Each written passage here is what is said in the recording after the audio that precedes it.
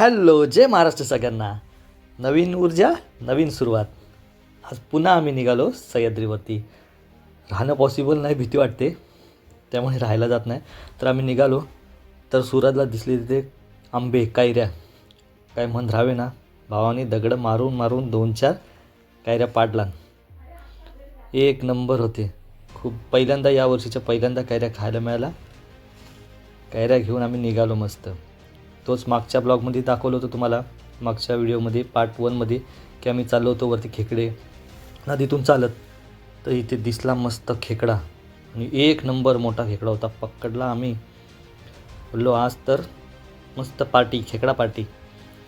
खेकडा घेतला आम्ही मस्तपैकी, त्याला पकडला आणि एकच नाही, अजून तिथे 2-4 खेकडे भेटले. 2-4 खेकडे भेटल्यानंतर बिळात हात टाकून खेकडे बाहेर काढलेले. नदी पूर्ण आटलेली, थोडं थोडं पाणी होतं. नंतर काय मस्त भाजून ते आम्हाला 2 भाऊ भेटले धरणावर काम करणारे. मस्त त्यांनी आम्हाला खेकडे भाजून दिले. मस्त खेकडा पार्टी. असं तर चालून चालून खूप भूक लागते सह्याद्रीवरती आणि एवढी मजा येते, खूप भरपूर मजा येते, असं शब्दात नाही सांगू शकत. मस्त खेकडा पार्टी, मस्त भाजून. मीठ मसाला तर नव्हता, पण भाजून एकदम टेस्टी. ते भाऊ दोघे नागपूरचे, धरणावरती काम करायला, ते आम्हाला भेटले. मस्तपैकी खेकडे भाजून खाल्ले आम्ही, पाहू शकता कशा पद्धतीने.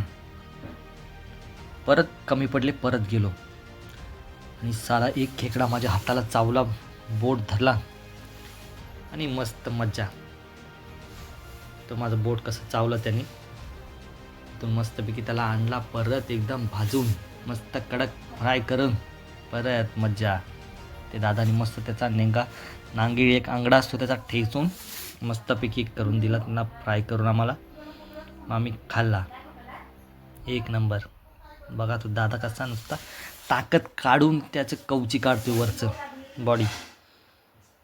हे बघा, मस्त साफसफाई करून मस्त दिला त्यांनी. संध्याकाळ झाली, मग आम्ही परत निघालो घराकडे. आता आम्ही नेक्स्ट ब्लॉगमध्ये तिथं राहायला स्टे करायला